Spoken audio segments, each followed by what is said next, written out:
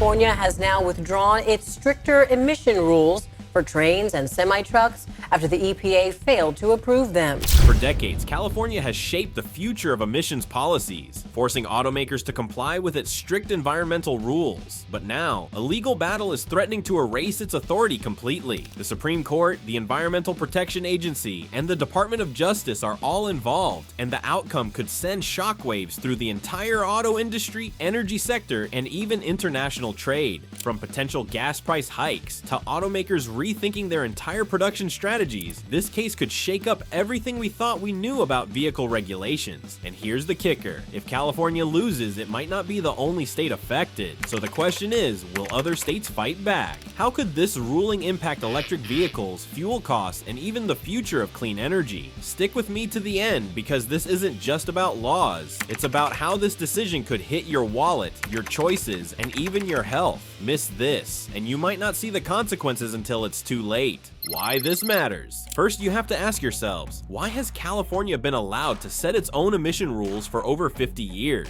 in the first place? The answer lies in a unique legal waiver granted under the Clean Air Act. Unlike any other state, California was given the authority to establish stricter emissions regulations due to its severe air pollution crisis in the mid-20th century. This decision recognized that California's geographical and industrial landscape made it uniquely vulnerable to air quality issues, requiring more aggressive regulatory measures. During the 1950s and 60s, California was choking under a dense layer of smog. Los Angeles in particular became infamous for its thick pollution, leading to widespread respiratory illnesses and health concerns. In response, the state government took unprecedented steps to curb vehicle emissions, pushing automakers to innovate cleaner technologies decades before national mandates took effect. These early regulations laid the groundwork for modern emission control standards, influencing both national and international environmental policies.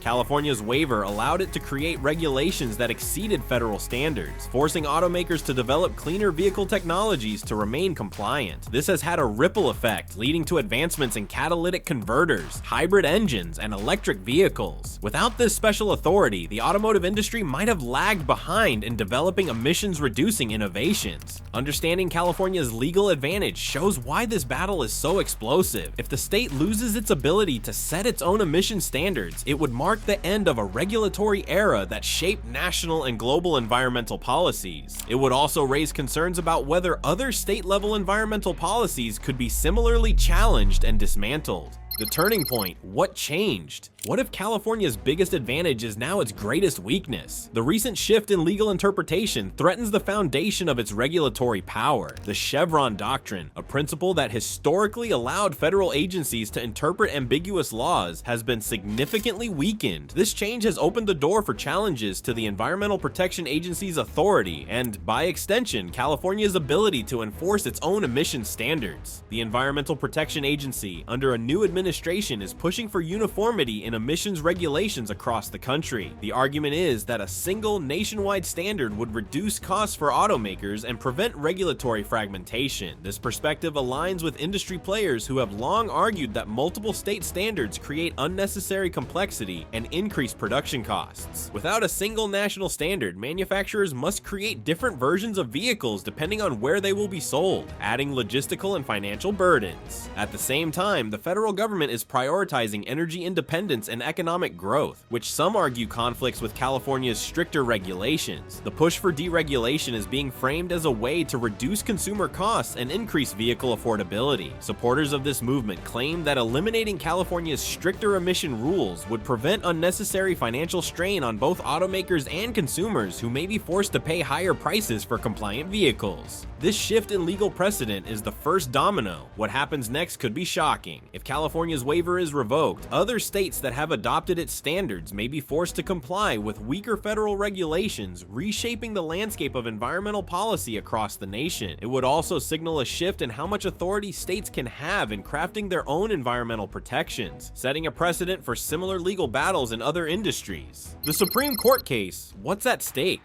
This single court ruling could strip California of its power forever. The case currently under review by the Supreme Court has the potential to redefine the balance between state and federal authority in environmental regulation. At its core, the ruling will determine whether California can continue to enforce stricter emission standards than those set by the federal government. If the court rules against California, it could effectively eliminate the state's ability to regulate vehicle emissions beyond federal requirements. This is not the first time the Supreme Court has weighed in on the power struggle between states and the federal government. Similar rulings in other sectors, such as healthcare and education, have significantly curtailed state autonomy. The precedent set by these cases suggests that California's ability to regulate emissions independently is in serious jeopardy. The ruling could also impact other states that have historically aligned with California's standards, such as New York, Oregon, and Washington, forcing them to adopt weaker federal guidelines. Legal experts argue that the case could also have broader implications beyond emission standards. If the Supreme Court rules that states cannot set independent environmental regulations, it could limit state-level decision-making in areas such as clean energy policies, industrial emissions, and even water quality regulations. The federal government's ability to override state regulations could extend far beyond automobiles, reshaping the very foundation of environmental law in the United States. If the ruling lands against California, it could set a legal precedent that affects all states. This means that even states eager to maintain strict environmental regulations may find themselves unable to do so, reinforcing the authority of federal agencies over state policies. The outcome of this case will have far-reaching consequences for environmental law, state sovereignty, and the future of emissions control in the United States. How the Environmental Protection Agency and Department of Justice are taking action. California isn't just facing the courts. The Environmental Protection Agency and Department of Justice are tightening the noose. Federal agencies are actively working to dismantle the state's regulatory framework through both legal challenges and administrative actions. This multi-front attack involves both direct legal challenges and broader policy shifts that make it harder for California to maintain its stricter standards. The Environmental Protection Agency has been rolling back emission penalties, reducing agency oversight, and even firing enforcement officers who were previously tasked with ensuring compliance. These moves signal a broader effort to weaken regulatory enforcement nationwide, making it easier for industries to operate under less stringent environmental rules. The agency is also shifting its focus toward encouraging energy production and fossil fuel development, moving away from previous priorities centered on reducing carbon emissions. Meanwhile, the Department of Justice has been supporting industry lawsuits against California, reinforcing arguments that the state's regulations create an unfair burden on businesses. These legal filings aim to solidify a federal stance that emissions control should be standardized across all 50 states, removing California's ability to set higher standards. By backing private sector lawsuits, the Department of Justice is providing legal justification for companies to challenge California's regulations in court, further weakening the state's position.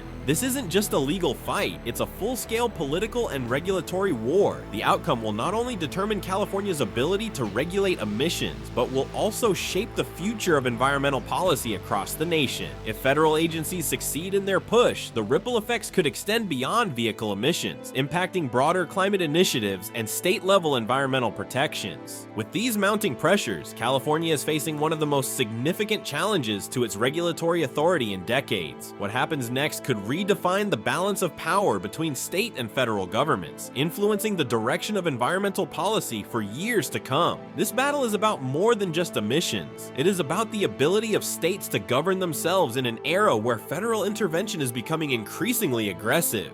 Who's behind the push to kill California's emission standards? Well, you know what they say, follow the money. So who actually benefits if California loses? At the heart of the battle over emissions regulations is a high-stakes war between industries that stand to gain or lose billions. The oil industry, a longtime opponent of environmental restrictions, has aggressively lobbied for uniform national standards that align with their business model. For decades, companies producing gasoline and diesel have argued that state-specific regulations create inefficiencies and increase costs, which they claim get passed down to the consumer. However, their primary motivation is clear: protecting their market dominance. If California's emission standards are eliminated, oil companies will face fewer restrictions, allowing them to continue selling high-emission fuels without the added costs of compliance. The influence of major fuel-producing states like Texas and Louisiana cannot be overlooked. These states, home to some of the nation's largest oil refineries, have been vocal in pressuring Washington to establish federal rules rules that prevent California from setting stricter environmental regulations. Their argument is built around economic interests, maintaining jobs in fossil fuel industries, and ensuring steady revenue from petroleum exports. This push aligns with the broader industry narrative that rolling back emission standards will prevent fuel shortages, keep gas prices lower, and avoid costly transitions to alternative energy sources. The financial stakes in this fight are massive. The fossil fuel industry has historically poured millions into political campaigns and lobbying efforts, shaping policies to ensure their longevity. If they succeed in eliminating California's emission standards, it would not only cement their influence in domestic markets, but also send a signal globally that the United States is scaling back its environmental commitments. This is more than just a policy debate. It is an economic battle between industries fighting for control over the future of transportation and energy. The auto industry's dilemma: adapt or resist. The automotive industry finds itself at a crossroads, caught between regulatory shifts and changing consumer demands. Traditional car manufacturers such as General Motors and Ford have spent years navigating increasingly stringent emissions requirements by developing hybrid and electric vehicle technology. However, they have also continued producing gasoline-powered cars, knowing that a complete transition to electric models remains years away. With the potential rollback of California's emission standards, these legacy manufacturers face a strategic dilemma. Should they embrace the rollback and continue producing gasoline cars at full scale, or should they stay committed to long-term electric vehicle development? For companies like Tesla and Rivian, the situation presents a different opportunity. These manufacturers have built their entire business models around the transition to cleaner energy. A federal rollback of emission standards could slow the electric vehicle market's momentum, but it would not stop consumer interest in sustainable transportation. In fact, it might even create a clearer market distinction, forcing consumers to choose between companies committed to clean energy and those prioritizing traditional gasoline vehicles. Some automakers have signaled that they will voluntarily adhere to stricter emission standards regardless of government mandates, positioning themselves as leaders in sustainability. Others may use the regulatory shift as a reason to delay investment in electrification, arguing that the consumer market is not yet ready for a complete transition. The divide between automakers reflects a larger tension in the industry, balancing immediate profits with the long-term necessity of adapting to an evolving regulatory and consumer landscape. Regardless of the path they choose, California's decision will shape the future of vehicle production in the United States. Automakers must now decide whether they will push back against emissions rollbacks or embrace the opportunity to extend the lifespan of gasoline-powered cars. The stakes are high, and the decisions made today will have lasting consequences for the industry. The impact on consumers. What does this mean for you, whether you drive electric or gas? For everyday consumers, the battle over emissions regulations is more than just political maneuvering. It directly affects their wallets and transportation choices. One of the most immediate consequences of rolling back emission standards is its impact on gas prices. With fewer restrictions on fuel production and refining, proponents argue that consumers may see lower costs at the pump. However, history suggests that these reductions are often short-lived, as external factors such as global oil markets and supply chain disruptions continue to influence fuel prices. For those who drive electric vehicles, the uncertainty surrounding emissions regulations could create new challenges. Federal rollbacks might slow investments in charging infrastructure and tax incentives, making it more difficult for potential buyers to justify the transition to electric cars. Consumers who were considering an electric vehicle may hesitate, fearing that the lack of strong regulatory backing will lead to fewer charging stations, higher costs, or reduced incentives. There is also the broader concern of vehicle availability. Automakers adjusting their production strategies based on weaker emission standards could result in fewer electric vehicle options on the market. This means that consumers who prefer cleaner energy vehicles might face limited choices, higher prices, or slower advancements in technology. Conversely, those who rely on gasoline-powered cars might find more affordable options in the short term, but at the cost of long-term fuel efficiency improvements. Ultimately, the legal battle over emission standards is not just about industry politics. It is about the purchasing power, affordability, and transportation options available to millions of drivers across the country. The outcome of this fight will determine what kinds of vehicles dominate the market and whether consumers will have the necessary support to transition to cleaner alternatives. Environmental and public health consequences. While much of the debate centers around economic and industrial impacts, one of the most critical aspects of this battle is its effect on air quality and public health. California California's emissions regulations have played a significant role in reducing pollution, particularly in densely populated areas where vehicle emissions contribute to smog and respiratory illnesses. Studies have shown that stringent emissions controls lead to fewer cases of asthma, lung disease, and other chronic conditions linked to poor air quality.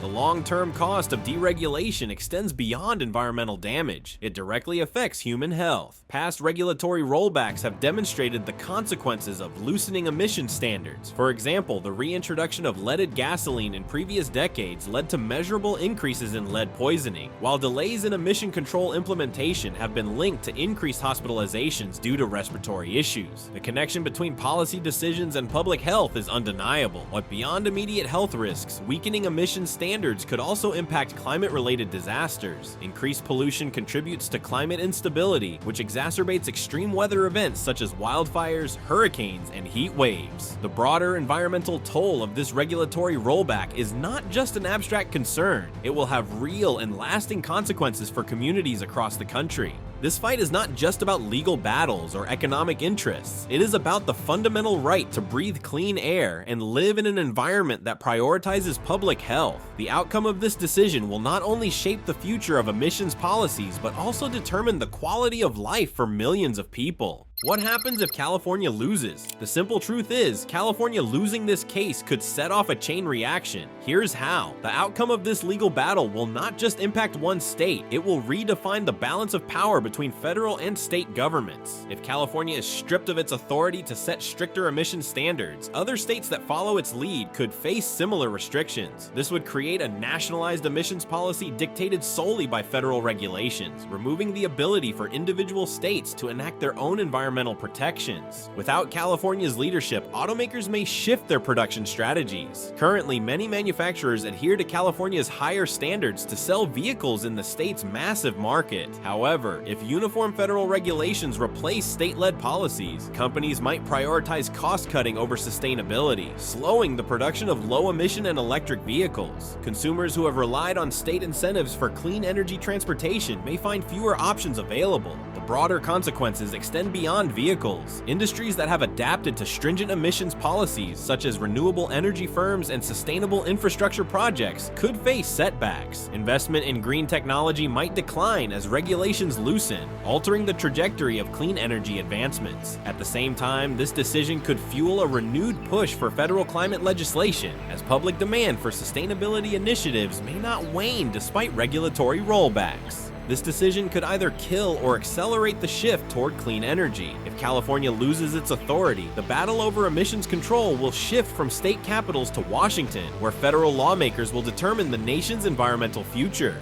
Could other states fill the void? For decades, California has led the charge in environmental policy, but it is not the only state with ambitious climate goals. If California loses its regulatory authority, states like New York, Washington, and Oregon could attempt to step into its role. These states have historically adopted emissions policies that align with California's standards and could explore new legal avenues to maintain stricter regulations. However, the challenge lies in enforcement. Without federal backing, state-led emissions policies may face obstacles in implementation. Automakers and energy companies might resist compliance with a fragmented set of state regulations, arguing that a patchwork approach creates logistical and financial burdens. The federal government, depending on its leadership, may also challenge the legality of state-imposed restrictions, leading to further legal battles. One possible strategy for these states is the formation of coalitions that collectively push for stringent environmental protections. By working together, they could exert economic pressure on automakers and businesses to comply with higher standards. If enough states align, they could create an unofficial regulatory framework that incentivizes sustainable industry practices despite federal rollbacks. Another avenue is leveraging public-private partnerships to drive clean energy initiatives at the state level. Incentives for electric vehicle production, tax credits for renewable energy, and state-funded infrastructure projects could sustain momentum even in the absence of federal leadership. The question remains, can a decentralized approach to climate regulation succeed in a political landscape where federal control is expanding?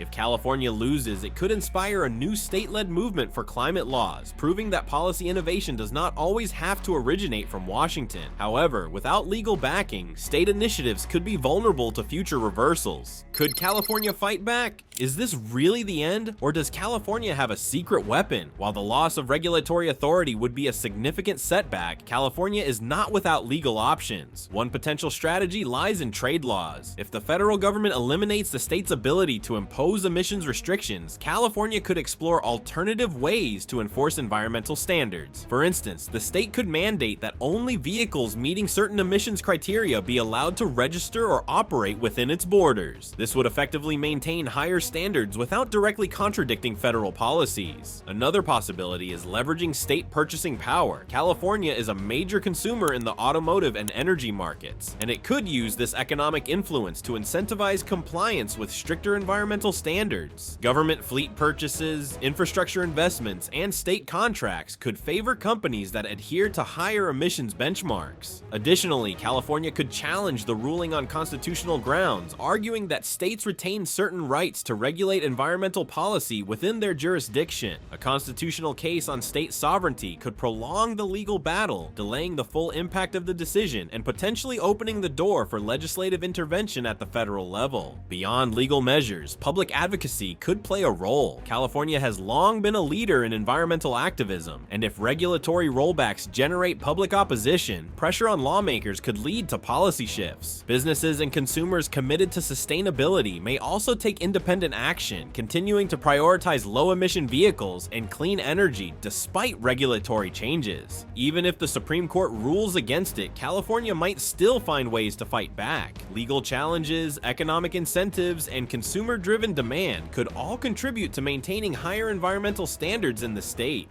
The international fallout. The impact of this decision will not be confined to the United States. Internationally, many nations are moving in the opposite direction, strengthening emissions regulations and investing in clean energy. Countries like Germany, China, and Japan have set ambitious carbon reduction targets, and the United States rolling back its own regulations could create diplomatic and economic tensions. One significant consequence could be trade restrictions. If the United States weakens its environmental policies, other nations may impose tariffs or regulatory barriers on American-made vehicles and industrial products that do not meet their stricter standards. This could create a competitive disadvantage for U.S. manufacturers, forcing them to either adhere to international regulations or face reduced access to key markets. The decision could also affect global climate agreements. The United States has historically played a major role in international environmental negotiations, and a shift away from strict emissions policies could undermine credibility in global climate discussions. Other nations may view regulatory rollbacks as a signal that the United States is deprioritizing climate commitments, potentially weakening collaborative efforts on sustainability initiatives. Domestically, companies that operate internationally may still choose to comply with higher emission standards to remain competitive in global markets. This could lead to a divided industry where businesses catering to international customers continue investing in clean energy while those focused solely on the domestic market scale back sustainability efforts. America's decision will not just affect its citizens, it could alter global climate policy. Whether the ruling strengthens or weakens environmental action worldwide will depend on how other nations respond and whether economic pressures force the United States to reconsider its stance. The future of federal emission standards. Will the federal government step in with new regulations? With California's regulatory authority under threat, the future of federal emissions policy is uncertain. While the current administration may favor rolling back climate regulations, future leadership could take a different approach. If public demand for sustainability grows, a new wave of federal policies may emerge to replace state-level initiatives. Federal lawmakers may consider nationwide incentives for electric vehicles, stricter emissions caps, or renewed investments in renewable energy. Industries that have already adapted to stricter environmental policies may continue pushing for federal action, ensuring that progress toward cleaner transportation is not entirely reversed. However, implementing new federal policies is not a straightforward process. Legislative roadblocks, political opposition, and industry lobbying could slow or halt meaningful reform. Some lawmakers may argue that deregulation benefits the economy by reducing costs for businesses, while others may push for stringent climate measures to align with global environmental standards. Another key factor is public pressure. Consumers and advocacy groups have played a crucial role in shaping past environmental policies. If there there is widespread demand for cleaner air and sustainable practices, federal agencies may face mounting pressure to reinstate regulations similar to those previously led by California. In addition, international trade relations could influence federal emissions policy. Countries with strict environmental laws may impose trade penalties on the United States if it fails to meet global standards. This could create an economic incentive for lawmakers to align national policies with international expectations, ensuring American-made products remain competitive in global markets. The battle over emission standards is far from over. Whether California regains its authority or the federal government assumes a more active role, the landscape of environmental policy in the United States is set for continued debate and transformation. The decisions made in the coming years will determine whether the country continues on a path towards sustainability or reverts to less restrictive environmental practices. But what do you think will happen? Let's know in the comments down below.